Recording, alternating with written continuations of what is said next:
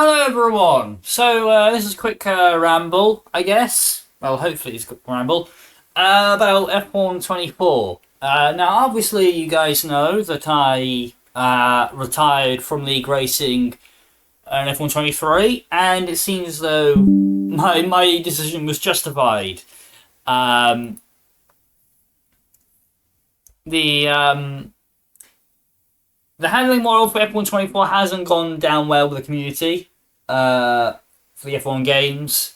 And judging from the kind of recording, like judging from clips, yeah, I can see why. Like the cars are drifting around at like sixth gear or something like that. It's not very realistic, but it's the F1 games. I think that there's a subset of the community who's like, it must be realistic. It must be realistic. It's like obviously the very hardcore sim racers who kind of like want everything to be a sim, and if something isn't realistic, then it's arcade trash, and everything arcade is trash, and all that kind of stuff. Um, but I'm just gonna say this: the F1 games are made for a casual audience, or made to appeal to a wide variety of people. And so, therefore, to expect the F1 games to be completely realistic is completely nonsense. And just because something isn't realistic doesn't mean that it is bad. It just means it's not realistic. But from the looks of things, I haven't driven F1 24, but from the looks of things, it doesn't look realistic nor fun. Um, it's, yeah. So I think really what I've heard in regards to kind of the handling designer from Codemasters actually left last year, and they've replaced him with a guy from the Project Cars series. And if you know Project Cars 3, that didn't go down well. Yeah. So my fear is that Codemasters, which quite frankly is going through that phase of not being Codemasters anymore, because, I mean, you only have to look at the social media. You have to, like, even going to the headquarters in Southam, like, it's not even Codemasters, it's EA. It's EA F1 game, it's EA Southam. Like, nothing ever says Codemasters anymore. Not even the F1 games, I don't think, have called themselves, like, not even, like, there's no Codemasters mention whatsoever in the F1 games. Nowhere does it ever say Codemasters. And I think some people at Codemasters may be going, yeah, EA has taken us over. They obviously want to go a direction that we don't want to go in, so we're going to leave. And I think in the next few years we'll see the writing on the wall. We'll see more and more people leave, more original Codemasters people leave, and be replaced with the typical EA kind of, what do you call them? Just like, like the EA types of game developers. The ones who don't listen, who will actually attack people criticizing them and all that. Until eventually sales decline to the point where Codemasters is yet another victim and it's shut down. That'll be a real shame. Hopefully I'm proven wrong, but, history has shown that that's kind of been the case when EA takes something over. But yeah, I don't think it's really an issue in regards to, like, they want to appeal to a casual audience. Like, making the handling less realistic isn't necessarily a bad thing, but the problem is that from the gameplay, it doesn't look fun at all, right?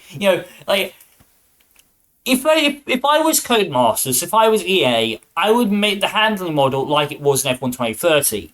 It wasn't necessarily realistic, but it was fun, right? So, like, I'm gonna be completely honest here, and I didn't enjoy the handling model of the last few F1 games which I've driven on. Like, especially F1 23 and F1 22, I just didn't understand the handling. Like, I know this is going to be controversial, but I'm just going to say this. The F1 cars in F1 games are now harder to drive than actual F1 cars in sim racing.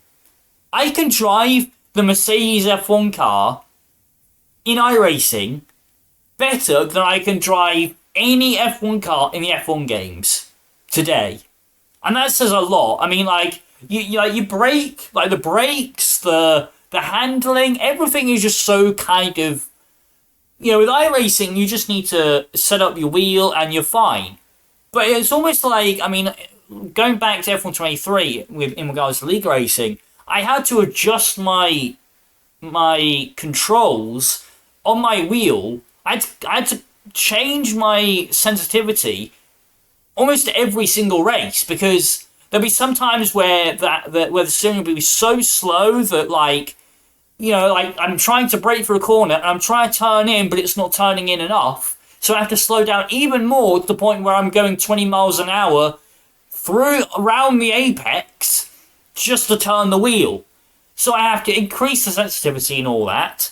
But now suddenly, oh no, the rear's all over the place. It's just like, yeah, so I haven't been a fan of the handling model in F1 games for a while now. And quite frankly, I think if they want to appeal to a casual audience, just get rid of, like, the stuff which doesn't make the gameplay fun. Because I think that's the thing, is, like, introducing Dirty 8, which they did a few years ago, I don't think was a right choice. Like, it adds realism, but it hasn't improved the gameplay. I don't find the racing in F1 games fun anymore, because it's just sticking behind someone, hoping and praying that my aero or my setup will pass them on the straight. That's basically league racing now. It's just like, you're stuck behind someone, you're stuck in Dirty 8, you can't pass them unless you spam overtake or DRS. It's ridiculous. And you can just dive bomb them from like 100 meters back. Just dive bomb them. Take the inside line, put your rear right on the apex, and they can't do anything about it. They can't go around you. They can't go around the outside of you. They can't do nothing. But I'd say that's more of an issue with modern F1 cars than anything else. But yeah, like I just think that I don't really have much of an issue with them going to casual handling. It's more so the way they've done it, right? Casual doesn't mean bad. Realism doesn't always mean fun gameplay. But F124, from my view, doesn't have A, realism, or B, a fun gameplay. So, I think I'm just gonna hold out. I'm gonna not pay for F124.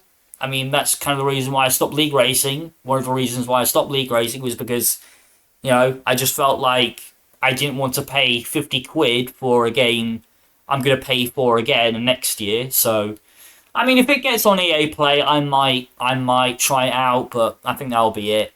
So yeah, that's kind of my impressions of F24, judging from clips and all that kind of stuff.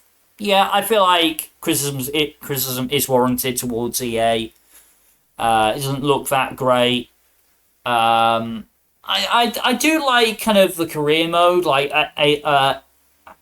being able to. I do like the new stuff they've added in, but like I don't think it's enough for me to actually buy the game at full price. I'm just gonna wait, maybe if it's on sale, or just try it on EA Play or something like that. If not, I'll just skip. And if you want to go back to a casual handling model, look at F1 2013. Not realistic. The cars were way quicker in that game than they were in real life, but it was fun, right? Like, look at League Racing back then compared to what it is now, right? League Racing is like processional now.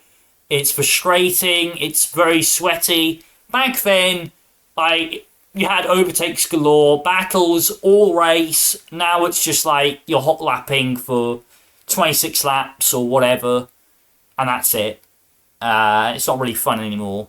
But if the F1 games went back to kind of that style of racing, like you saw in F1 2013, I may get back into it, but time will tell. So yeah, that's my kind of yeah. That's really it. So thank you for watching, guys, and goodbye.